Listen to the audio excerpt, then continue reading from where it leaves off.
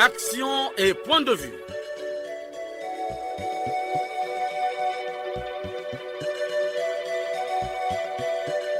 Action et point de vue. Réaction du peuple sur le développement.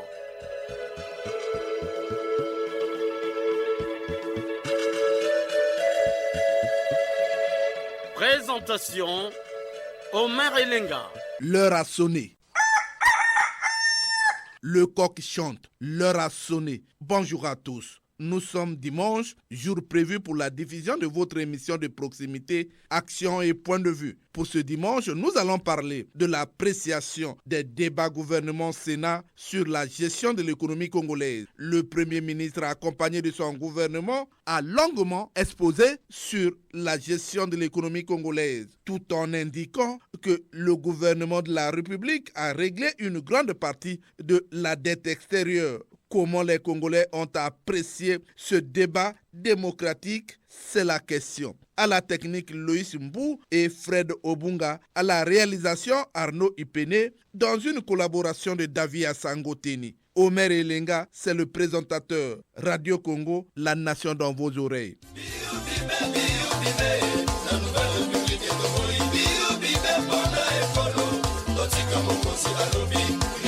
Qui ont-ils valeur la corruption d'ABJ à bannir?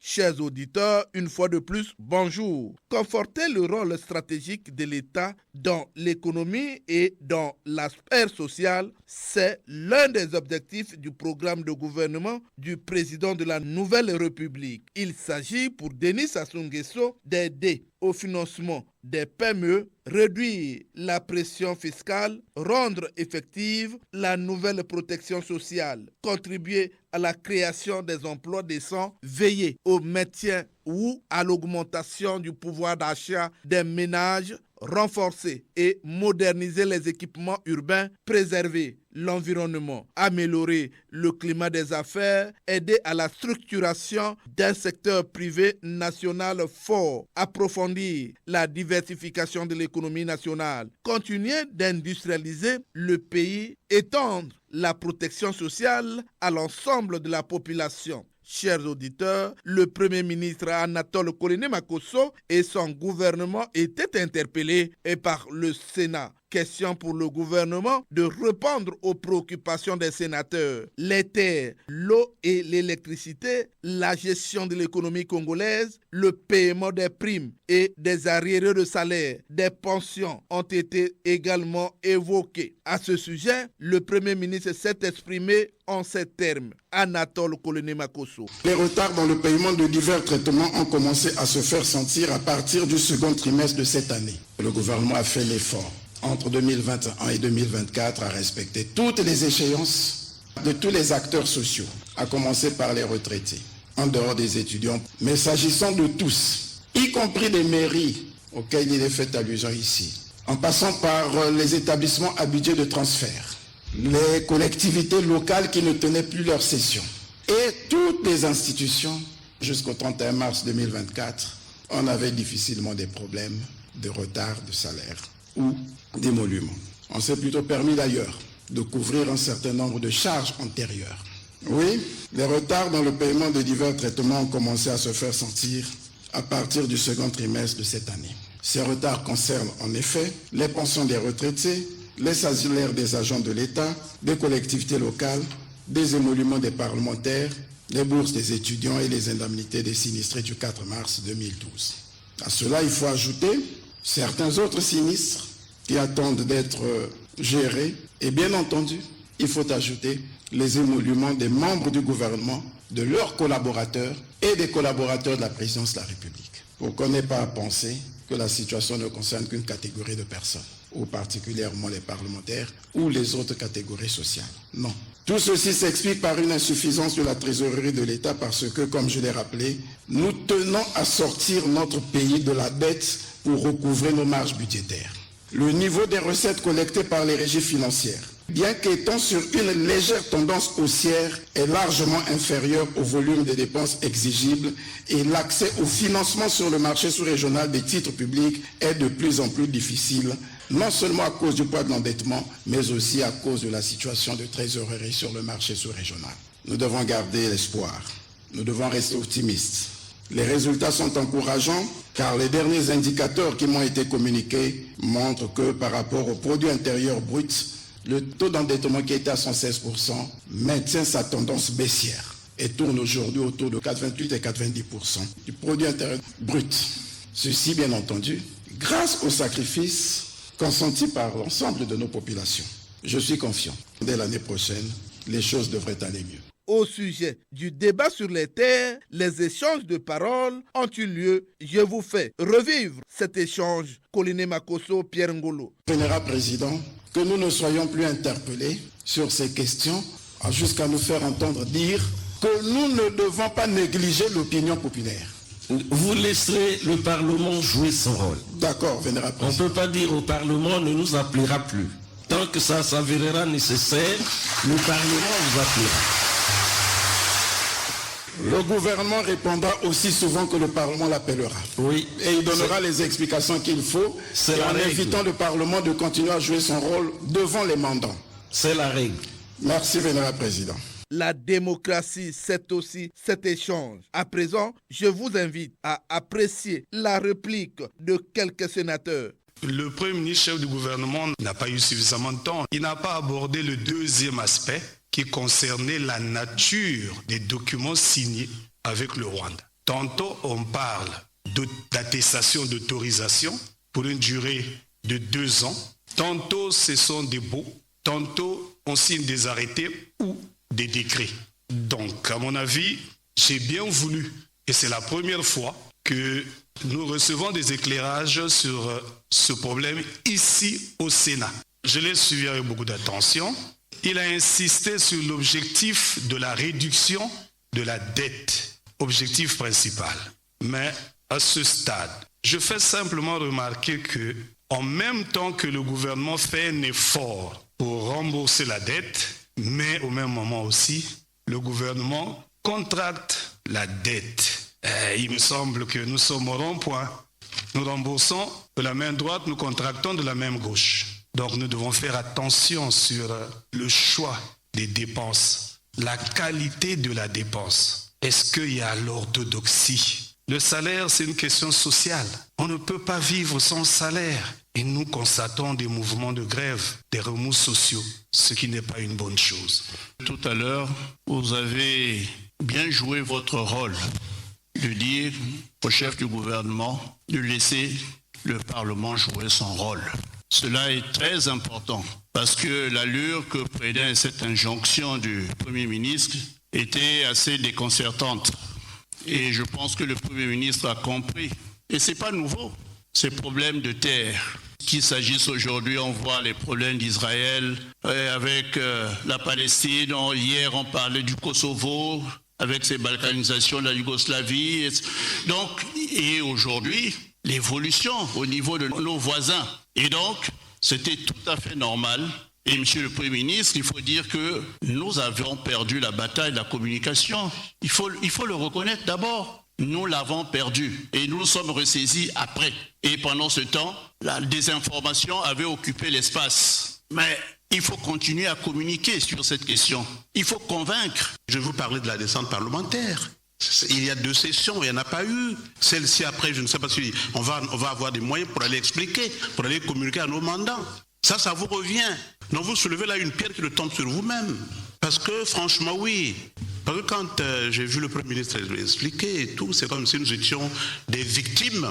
Nous ne voulons pas y avoir les moyens pour ça et que nous ne devons pas partir. Ce n'est pas cela, Monsieur le Premier ministre. Le président du Sénat, Pierre Ngolo, avait lui aussi fait la synthèse de ses travaux. Pierre Ngolo. C'est ça le jeu de la transparence. Il a été soulevé aussi la question des arriérés, la question du paiement des institutions, de l'université Mariam Gouabi, les budgets de transfert, pour tout dire, et paiement de la bourse des étudiants. Le Premier ministre nous a dit à quel point le gouvernement est sensible à ces questions, pour autant que ça concerne tout le monde, le gouvernement y compris. Nous-mêmes ici, on est en situation très difficile. Quand les parlementaires parlent là, ils savent dans quelle situation ils sont aujourd'hui. Et donc, ils parlent aussi en tant qu'intéressés. Mais le Premier ministre explique cette situation par l'effort que déploie le gouvernement pour tenir les engagements. Parce que le Congo a pris des engagements vis-à-vis des partenaires financiers. Et il faut absolument faire que ces engagements soient tenus en payant la dette extérieure à échéance due. Nous disons, nous sommes sensibles à cet effort. Nous soutenons cet effort, nous encourageons le gouvernement à faire cet effort. Mais en même temps que cet effort se fait, le gouvernement doit veiller à ce que les résistants que sont les autres, les uns et les autres, ne soient pas sacrifiés. Je pense qu'on se comprend. Il a été aussi soulevé la question de la télévision nationale. La question de la télévision nationale nous préoccupe tous. C'est quasiment le miroir. Mais constater que la télévision nationale, qui entre-temps faisait la fierté, se trouve dans la situation actuelle, pose problème. Eh bien, nous avons ici pris note de l'engagement, de la promesse faite par Monsieur le ministre de la Communication. Il a expliqué la situation, mais il dit que les dispositions ont été prises pour que sous peu, le matériel qui justifiait cette situation transitoire, que ce matériel nous arrive et que Télé Congo reprenne, comme à ses habitudes, à émettre 24 heures sur 24 et présente les images souhaitées qui font honneur. Les Congolais qui ont suivi ces échanges n'ont pas gardé leur langue dans la poche.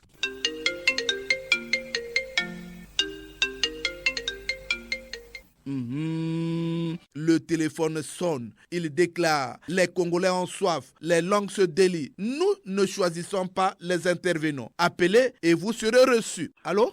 Monsieur le maire, bonjour. Bonjour. Comment vous appelez déjà? On m'appelle Aimé Bienvenu Toi. Aimé Bienvenu Toi. Vous nous appelez d'où? Je vous appelle de Makwa. Aimé Bienvenu Toi. Aujourd'hui, nous parlons du débat entre le gouvernement et les sénateurs. Le Premier ministre a eu à exposer sur la gestion de l'économie congolaise. Il a avoué aussi que le gouvernement a eu à payer la dette extérieure alors que les Congolais sont aux abois. Les retraités souffrent, les étudiants souffrent. Est-ce qu'on pouvait privilégier le paiement de la dette extérieure au profit de la dette intérieure ou encore résoudre les problèmes des Congolais? Monsieur le maire, le président de la République a été élu pour un mandat de 5 ans. Nous savons qu'en 2026, il y a le bilan qu'on peut faire pour ce mandat. Mais ce qui est regrettable, aujourd'hui au niveau national, il y a des remous au niveau de l'université, au niveau du CHU et sans compter des retards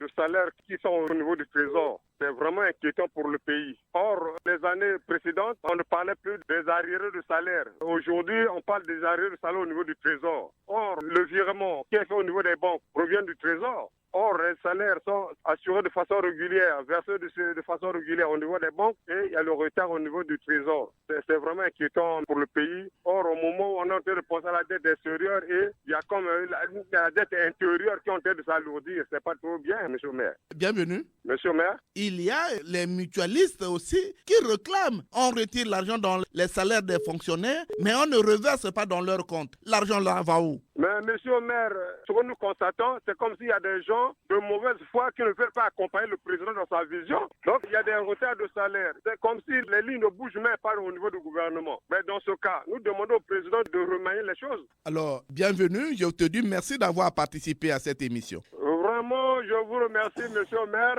Je salue en passant madame Audrey de Diata et puis, sans oublier, Jean Elenga Tipo de Yoporo. Allô? Allô, monsieur le maire Elenga. Bonjour. Comment vous appelez déjà? Vous nous appelez d'où? Déclinez votre identité. Lucien Bokinze, je vous appelle du bord de Lubangui. Alors, Lucien Bokinze, toujours fidèle à cette émission. Votre réaction? Merci beaucoup, monsieur le maire Elenga. Bon, quand j'ai suivi le Premier ministre, j'ai eu vraiment des opinions mitigées. Vous savez, le Congolais a aliéné sa liberté pour voter des parlementaires, donc les députés et les sénateurs. À mon avis, ceux qu'on a votés, c'était les meilleurs du Congo.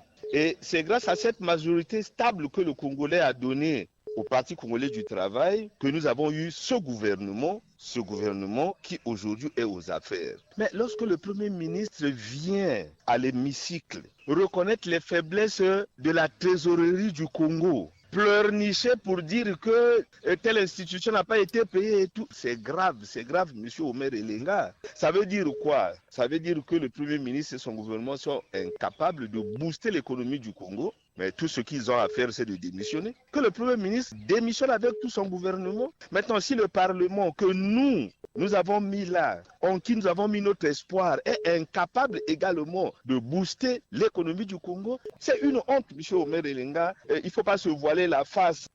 Vous savez, nous sommes objets d'attaques et de critiques partout. On dit non, vous êtes ceci, vous êtes là. Il ne faut pas dire ce que vous êtes en train de dire. Moi, je le dis en tant que Congolais lambda. Et que le Premier ministre dise à la présidence de la République, il est arriéré. Mais moi, en tant que Congolais lambda, ça me fait rire. Quand un ministre a un arriéré de 3 mois, ça représente quoi? Par rapport à un Congolais lambda qui gagne 100 000 francs, qui a 3 mois d'arriéré de salaire, comment il va faire pour vivre? Lui, il gagne 25 millions. S'il a 3 mois d'arriéré, avec ces 25 millions, il peut vivre pendant 3 mois. Voilà, c'est le jour et la nuit, M. Omer Elenga. Non, ça ne se justifie pas. Il n'a pas à faire des sorties comme ça. C'est vraiment une erreur médiatique et de communication grave et ça nécessite vraiment que ce gouvernement-là parte. Alors, Lucien Bokenge, c'est de lui qu'il s'agit. Je vous dis merci d'avoir participé à cette émission. Merci beaucoup, M. Omer Elenga. Les langues se délient toujours. Allô? Allô, bonjour, M. Omer Elenga. Bonjour, on vous appelle comment? Déclinez votre identité. Je suis monsieur appelé Okuna Prosper. Monsieur appelé Okuna Prosper. Appelé Okuna Prosper. Comment je vous appelle de Kombo, Brazzaville. Vous nous appelez de Kombo, Brazzaville. Je vous écoute. Je vais d'abord commencer par une petite observation. Il y a eu un manque de considération de la part du gouvernement. Sur 12 ministres conviés, 6 se sont présentés. À mon humble avis, je pense que l'interpellation est une activité prioritaire. Dans toute chose, il y a la notion de forme et de fond. Tous les ministres qui sont passés à la tribune du Sénat, aucun n'a comblé les attentes de l'auditoire qui est resté sous sa soif. Napoléon avait dit, je cite, « Le chef est la tête et est à la tête ». Fin de citation. D'une manière lapidaire, je vais faire un petit commentaire. Le chef est la tête, veut dire c'est le chef qui conçoit et qui ordonne. Commander, c'est prévoir, prendre les dispositions pour les imprévus. À la tête veut dire le chef doit avoir le courage de prendre de l'avance, être exemplaire, être le modèle. Ce qui veut dire qu'un gouvernement qui va à l'encontre de ces concepts est un gouvernement qui court le risque d'être incompétent et irresponsable. On ne peut pas concevoir que pour un gouvernement responsable qui est doté d'une loi de finances en bonne et due forme, n'arrive pas à supporter la masse salariale annuelle des fonctionnaires et les pensions des retraités en plein exercice. En définitive, au regard de cette incompétence grave sur d'autres sujets, ce gouvernement devrait faire l'objet d'une censure. On ne peut pas gérer un État comme on gère une boutique de famille. Pour terminer, j'ai toujours dit que cette émission comble les vides des chambres du Parlement. Elle mérite un élargissement du temps et voire même une récompense de la part des autorités. Quand j'ai dit cela, je souhaite longue vie à l'émission et à l'animateur. Merci beaucoup. Merci, appelé Okuna Prosper. Allô? Allô, bonjour monsieur Omer Elenga. Bonjour, on vous appelle comment? Déclinez votre identité et votre point de vue. C'est de la part de monsieur Nyabana Rollins depuis Ngamakoso. Monsieur Omer, vraiment, c'est regrettable par rapport à la situation de notre pays aujourd'hui. On parle avec les pansements au cœur, monsieur Omer. Pansements au cœur. Parce que ça fait moins de 10 ans, il y a eu PPTE, on était dans le feu vert, on n'était pas dans le feu rouge, monsieur Omer. Les dettes étaient annulées. D'où vient que le Congo aujourd'hui, avec tous les moyens, avec toutes les potentialités, se regorge notre pays? Comment on peut arriver à cette situation où il y a des grèves à l'université, au CHU, au Sénat, on ne paye pas, nos frères de l'intérieur ne sont pas payés? C'est tout juste, monsieur Omer, comme je l'ai toujours dit, un jour les Congolais me donneront raison. Parce que la gouvernance des parents a mis connaissance. Aujourd'hui, on a quitté la gouvernance, on est au règne. Les gens règnent maintenant. Ce n'est plus gérer le pays, on ne gère plus le pays. C'est des gens qui règnent sur le pays. Tout le désordre là, c'est ça. Parce que Quand on gouverne un pays, il y a des principes. Les gens respectent les principes et les lois de la République et ils sont dans la juste mesure. Tout ce qui se passe là, parce qu'on ne gouverne plus le pays, on règne. Chacun est nommé ministre. Déjà, il règne. On ne gouverne plus le pays, monsieur le maire. Parce qu'on a mis en place un système de parents à mieux connaissance. Chacun là où il est placé, mais il fait son désordre. Qui va sanctionner? On va sanctionner qui? C'est ça ce qui amène Nyabana, que le pays, monsieur le maire. Vous pensez que tous ceux qui dirigent le pays, c'est des amis et connaissances? Il n'y a pas d'autres personnes et qu'on a des citoyens comme ça qui sont nommés? Monsieur, qui est ce citoyen qu'on va nommer s'il n'est pas proche d'eux? Qui? Il y a des cas. La question qu'on pose souvent, c'est est-ce qu'il est avec nous? Est-ce qu'il est dans notre parti? Est-ce qu'il est, si ce n'est pas une nièce, le neveu ou le mari de neveu, c'est ça ce qui se passe, monsieur le maire. Nous sommes Congolais, nous vivons sur le Congo. Moi, je ne suis pas un extraterrestre. Il y a des directeurs. La réalité, c'est ça. Il y a la compétence. Si tu n'es pas avec eux, tu ne peux pas gouverner avec eux. Mais on peut Pour régner, il faut être avec eux. Peut être avec eux, mais quand on mérite par rapport à ses capacités intellectuelles. Oui, monsieur le maire, ça c'est normal. Mais entre-temps, les lois de la République sont bafouées. C'est ça, monsieur le maire, l'image de notre pays. Merci, Nyabana Rollins. Merci, longue vie à l'émission, monsieur le maire. Le téléphone sonne toujours. Bonjour. Allô, bonjour. Bonjour. Bonjour, monsieur Omer Elenga. Je suis monsieur Moulou Jean, j'habite le quartier de Matibi à Sibiti. Monsieur Moulou Jean, alors, à Sibiti. Oui. Alors, les Congolais sont aux aguets. Monsieur Elenga, je me pose une question. Lorsque le pouvoir public nous demande de laisser payer les dettes extérieures d'abord, à quoi ils font allusion? Au Congo, tous ceux qui sont payés au trésor public sont à 3 mois d'impayés. Les retraités, les étudiants, au CAQ, pour ne citer de cette catégorie de Congolais qui sont dans le même sac. Non, monsieur le journaliste, parfois je me pose la question de savoir si nous sommes gouvernés par des compatriotes. Et on nous parle de la paix de cœur et de la tranquillité des esprits. Quelqu'un qui a fait 2 à 3 jours sans manger va avoir quelle paix? Et que peut-on attendre de lui à son service? Parfois, j'ai pitié des générations futures. Allons-nous leur léguer un pays en lambeaux? Le pays est malade, avouons-le. Pour votre gouvernement, monsieur le maire, ici à Sibiti même et dans mon quartier, il y a un jeune compatriote fraîchement recruté à Brazzaville dans la fonction publique et affecté à Zanaga. On lui demande de venir quitter son premier salaire à Sibiti et au Trésor en fin avril. Ici à Sibiti, il est logé par quelqu'un de bonne foi qui lui-même est payé au Trésor et qui refuse de le nourrir. Le jeune administrateur nouvellement recruté est obligé de vendre son téléphone, sa mousse et une partie de ses habits. Coupé de ses parents restés à Brazzaville, faute de moyens de communication, il est obligé de faire les petits travaux pour survivre. Il accompagne ceux qui vont faire leurs travaux champêtres dans les forêts. Il ne peut malheureusement pas se rendre à Zanaga pour prendre ses fonctions. Je vous rappelle que cela se passe en 2024, à l'édit de la jeunesse. Alors, à la lueur où voit les choses, le Congo ressemble à un père de famille qui affame ses enfants, mais qui préfère payer ses dettes extérieures. Ah, monsieur le maire, quel gâchis vraiment. Alors, rappelez-moi votre nom. Monsieur Jean Goulou, je suis au quartier de Matibi. Je vous dis merci d'avoir participé. Je vous remercie, longue vie à notre émission. Merci beaucoup. Allô? Allô, monsieur Maire Lenga, bonjour. Bonjour. Comment vous appelez déjà, prononcez-vous? Vous nous appelez d'où? Je vous appelle de Bondy, Saint-Benoît. Moi, c'est monsieur ABCDNI. ABCDNI. Je suis à l'écoute. Monsieur Maire Lenga, effectivement, le Sénat et le gouvernement nous ont habitués à suivre le débat sur la gestion économique du pays. Et comme vous le dites, à la dernière rencontre du Sénat avec le gouvernement, le Premier ministre a déclaré que les arriérés, c'est dans pratiquement tous les secteurs administratifs du pays et que la préoccupation pour l'instant, c'est payer la dette extérieure. Monsieur Omer Elenga.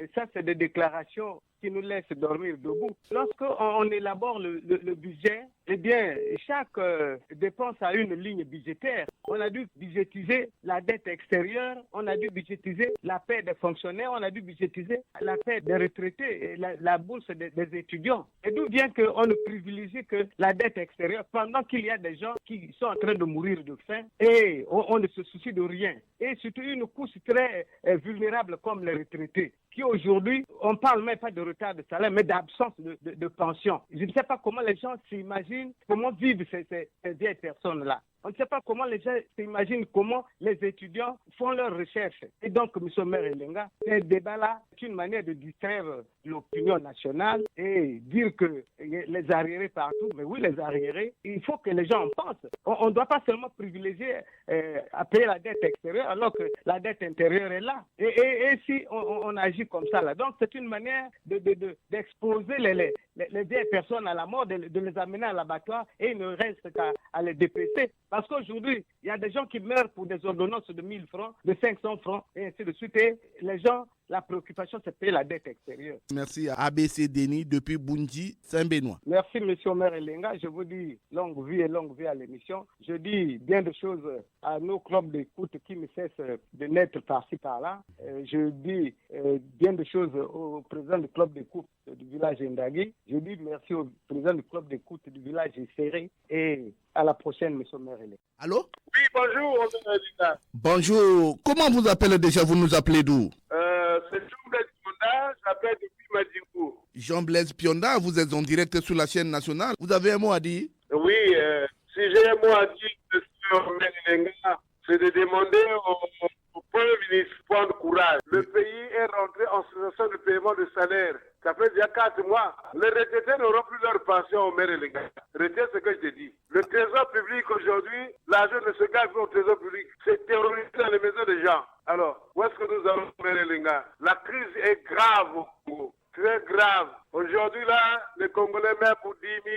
Au Cérizé, ils meurent parce qu'ils n'ont pas l'argent pour se faire soigner au maire Elenga. Les retraités sont repartis encore à la case départ. Les petits-fils sont en train d'emmerder. Les enfants qui ont fini ne peuvent pas travailler. Ils sont là devant leur père au maire Elenga. Que devient ce pays-là? En tout cas, s'il y a un courage, c'est de dire au chef de gouvernement que non, le pays est mal géré, démissionne pour toi. Laisse-eux continuer avec leur problème de... Monsieur Omer Elenga, non, il ne faut pas confondre vitesse et précipitation. Pendant que tes enfants ont faim à la maison, toi, tu sors pour aller payer la dette intérieure. La dette extérieure pourrait être payée après lorsqu'on va encore assainir les finances au Congo. Mais comment? C'est pas possible. La charité, bien, ordonnée commence par soi-même, M. Omer Elenga. Quand tu dis comme ça, M. Omer Elenga, je vous remercie. Un autre auditeur fait sonner le téléphone. Allô? Oui, bonjour, M. Omer. Bonjour. Votre identité, s'il vous plaît. Je m'appelle Celsus Simon-Pierre Njengi Boussoukou, au village Mimouri dans le district de Nyanga. Simon-Pierre? Monsieur Omer? Je vous écoute. Oui, mon point de vue est celui-ci. C'est le peuple qui fait le gouvernement. Mais si dans les populations, il y a des mécontentements, mais qu'on essaie de comprendre ces populations-là, demain après demain, même si on peut passer par la force, on reviendra toujours vers ce même peuple, M. Omer. Il faut des hommes qu'il faut à la place qu'il faut. On ne peut pas toujours s'appuyer sur les partis politiques. Que le président Denis Sassou Nguesso essaie de regarder les choses. Nous avons des compétences même dans le pays qui sont en train de somnoler. Il faut seulement un problème de patriotisme. Si on veut que le Congo décolle, le Congolais fait de coller. Mais à condition que nous arrêtons avec l'injustice, que nous arrêtons avec la gabégie. C'est tout ce qui se passe. Tout ce qui est érigé le matin, le soir c'est déjà détruit. Pourquoi cela? Tant que la justice ne prendra pas ses responsabilités, tant que les Congolais ne vont pas changer le logiciel mental, M. Omer, notre émission ne peut pas toujours se décourager. Nous apporterons notre partition. On ne doit pas se décourager, M. Omer. Merci beaucoup, Simon-Pierre. Merci, M. Omer. Les Congolais ont toujours soif. Allô? Bonjour, M. Omer Elenga. Bonjour, déclinez votre identité et votre réaction. C'est bien Jean-Marie Makaya, depuis Pointe-Noire. Jean-Marie Makaya, que dites-vous? Merci, M. Omer Elenga. Moi, je crois qu'à ces séances, il faut d'abord, éviter qu'il y ait l'irritation. Parce que le Premier ministre, la dernière fois, s'est irrité contre les parlementaires. Ce que je n'ai pas accepté. C'était pas bon. Il s'est irrité, s'est fâché, donc il a répondu vaille que vaille. Bien. De deux, il y a l'absentéisme chronique de certains ministres lors des séances, questions-réponses ou encore des interpellations avec le Parlement. Ça, ce que ce n'est pas. Parce que faisant comme ça, M. Omer Elenga, ça laisse transparaître une opacité dans la gestion des différents dossiers de leur département. Ce qui dénote donc d'une attitude désinvolte qui enfreint au développement économique du pays. Il faut que les ministres viennent. Mais aussi, 3, je souhaiterais que le Premier ministre fasse une modalité telle que, il vient, il introduit, il repart et les ministres passent à chacun à son tour, ainsi de suite. Puis il vient et repart pour faire la synthèse. Que de prendre tout son temps pour dire quoi que ce soit, c'est là où il y a l'égalisation. Et c'est là où il s'énerve. Non, nous ne voulons pas de cela, M. Merlinga.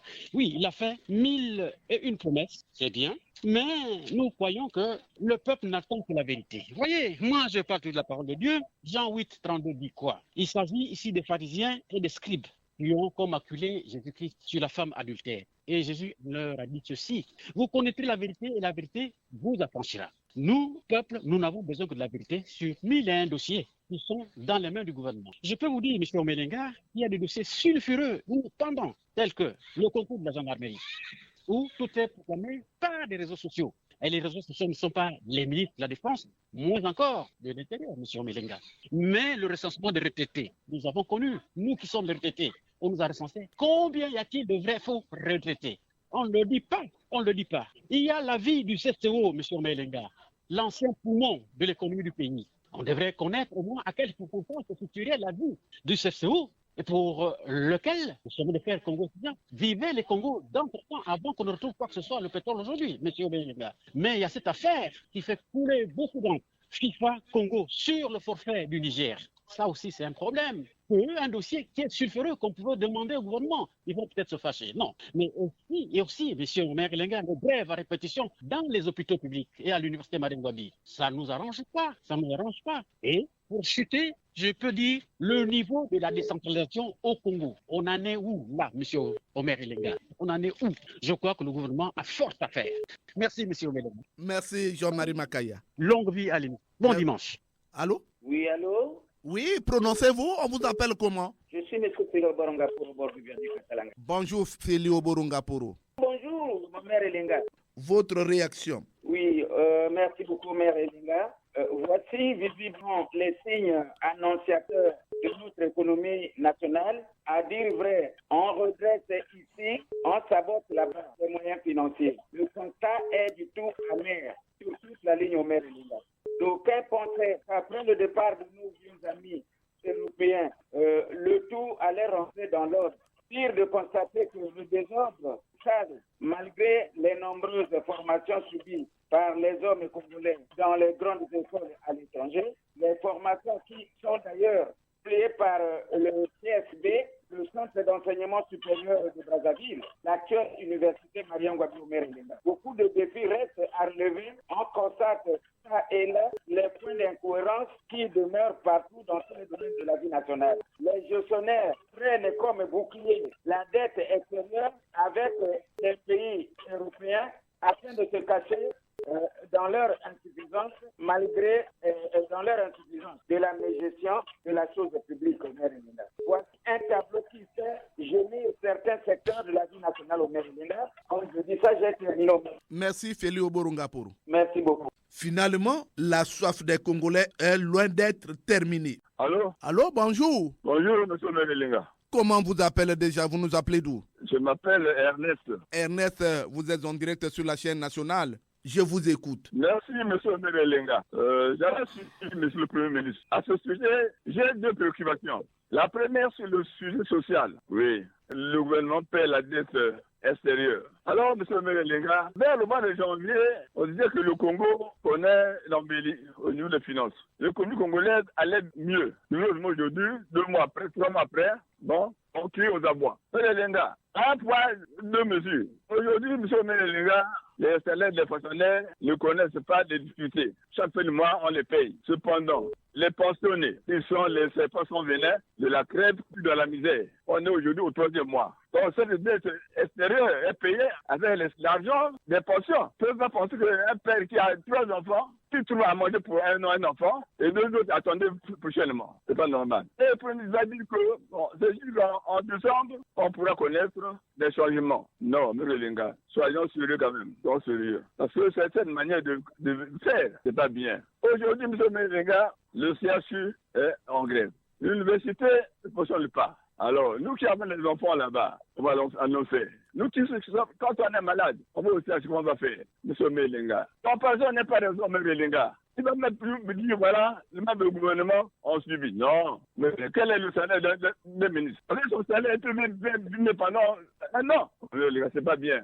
Changeons ce pays. Parce que la manière dont tu comprends comme ça, c'est pas bien. Merci. Où allons-nous avec ce pays-là? Merci, Ernest. Merci, M. Beaucoup. Je vous souhaite bonne journée. Merci, l'homme vu à l'émission. Merci. Allô? Allô? Bonjour. Bonjour, monsieur le maire. Vous êtes en direct sur la chaîne nationale. Comment vous appelez déjà? Je suis monsieur Jules Mesmer depuis Pointe-Noire. Jules Mesmer, que dites-vous? Monsieur le maire, lorsque le Premier ministre Anatole Colonie Mokoso nous avait présenté le 10 bataille du gouvernement comme un moyen de développement, certains Congolais avaient l'espoir de sortir, de voir le Congo sortir du tunnel, comme les hommes politiques eux-mêmes ont l'habitude de le dire. Mais hélas, c'était de l'utopie ou encore la mise en scène. Je me demande si aujourd'hui le Premier ministre est fier de son rendement.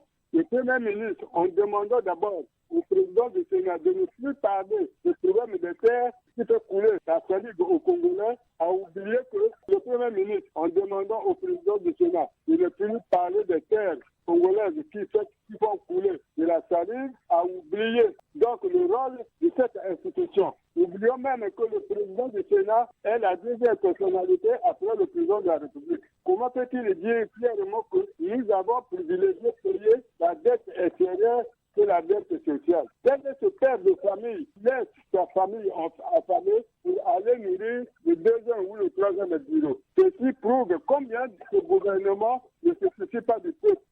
C'est un gouvernement incapable. Parce que je n'ai jamais vu un père de famille qui laisse sa famille affamée à penser à autre chose. Contrairement à ce qu'il préfère vraiment, avec fierté, dire que nous avons payé les dettes à dette extérieure et en mettant de côté la dette sociale. Bon. Pendant que le président de la République nous parle de l'embellie économique, le Premier ministre, lui, il nous parle de la crise. À qui croire de ces deux autorités du pays, aux Congolais de juger? Vraiment, on est dans l'espace, on ne comprend plus rien. Le président de la République parle de l'embellie économique et le Premier ministre, lui, il parle de la crise. Cette crise-là qui ne suit pas. Ils vont toujours s'endetter et quand ils amènent l'argent là, ils font d'autres choses. Au lieu de payer les dettes aussi. C'est vraiment malheureux, monsieur le maire. Jules Mesmer, monsieur le maire, je vous remercie d'avoir participé à cette émission. Bon dimanche à tous les Congolais de bonne moralité. Merci, monsieur le maire. À vous également. Longue vie. Allô? Bonjour, monsieur le journaliste. Comment vous appelez déjà? Je suis monsieur Linga Tipo et je vous appelle de Poroyo. Alors, je vous écoute. Monsieur le journaliste, je vous réponds ici sans contour ni détour que les débats gouvernement-Sénat de la semaine passée ont été axés sur 3 volets, à savoir le social, la politique et l'économie. Monsieur le journaliste, sur ces 3 volets précités, les préoccupations des vulnérables sénateurs étaient focalisées sur les accords Congo-Rwanda, le manque d'eau et d'électricité, le manque d'emploi des jeunes, la prolifération des écoles et sans enseignants en nombre et en qualité, le non-paiement, comme vous avez su le dire, des salaires et des pensions des retraités. Monsieur le journaliste, les éléments de réponse à ces préoccupations fournis par le gouvernement Colonel Makoso, représenté par 6 ministres sur 12 convoqués, n'ont pas comblé les attentes des Congolais et aussi des auteurs de ces questions. Autrement dit, monsieur le journaliste, le face-à-face gouvernement Sénat n'a pas donné le sourire aux Congolais qui croupissent dans une misère sans précédent.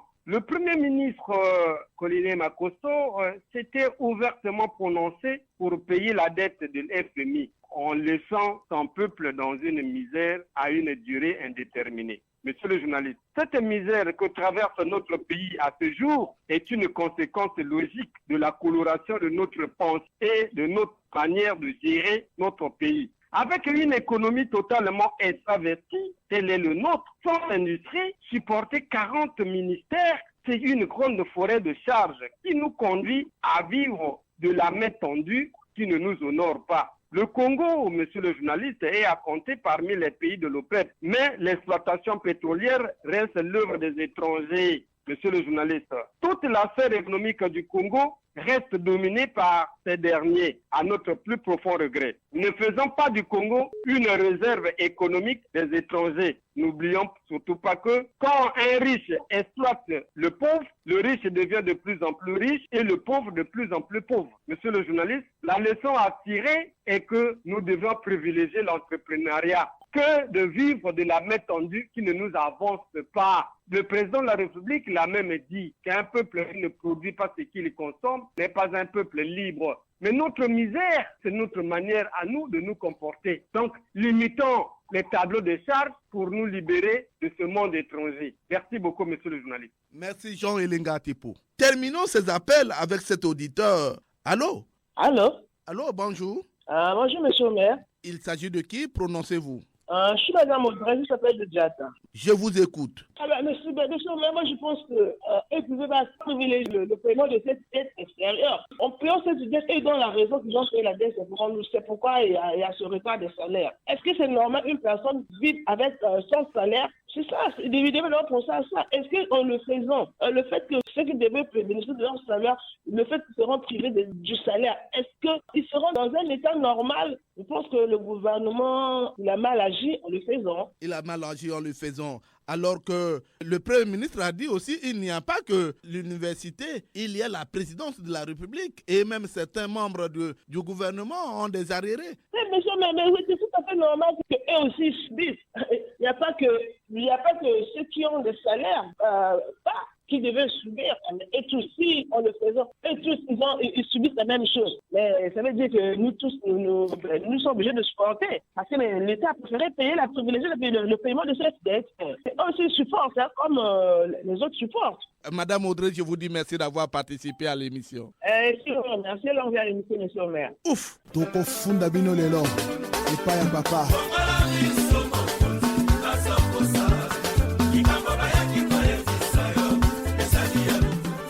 Les Congolais se sont exprimés au téléphone, une manière pour eux de participer à la gestion du pays. Le tour revient aux Congolais lambda qui s'impatientent. On les écoute sans langue de bois. Si le Congo est en train de payer la dette extérieure, mais il y a aussi la dette intérieure, surtout sociale, où aujourd'hui les retraités cumulent près de 50 mois d'impayés d'arriérés de pension. On ne paye pas les arrêts de pension. Et pire encore, même les pensions qui étaient payées en 2023, qui étaient payées régulièrement, aujourd'hui, ça s'est effondré.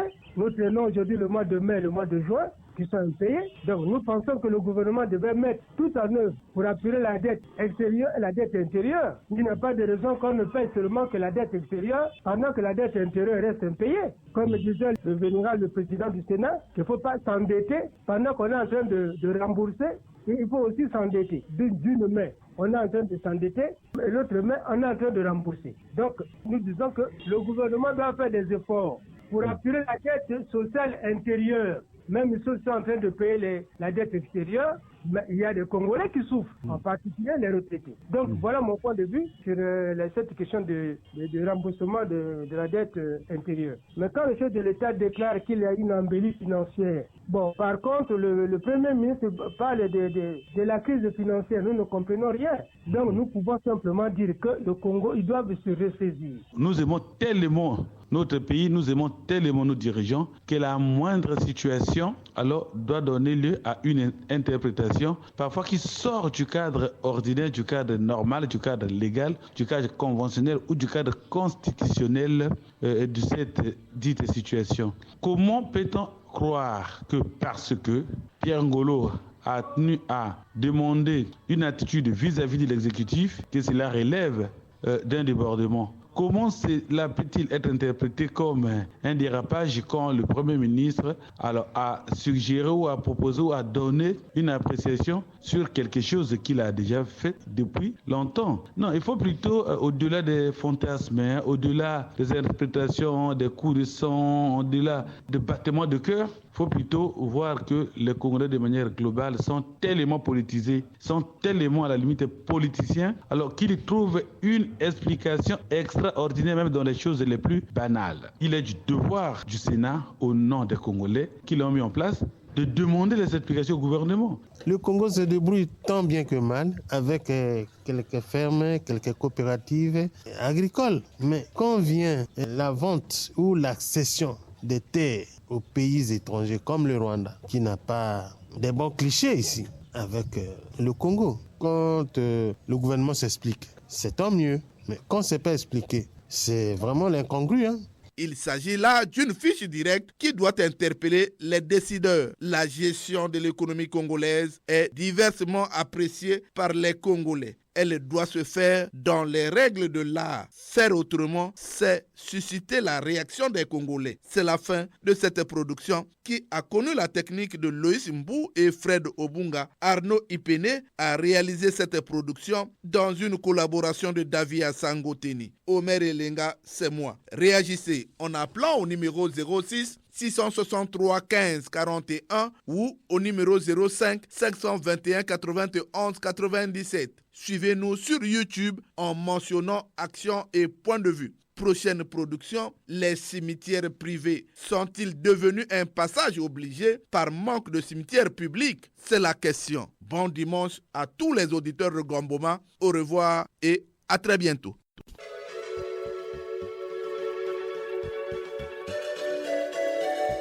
C'était Action et Point de Vue, Omer Elenga.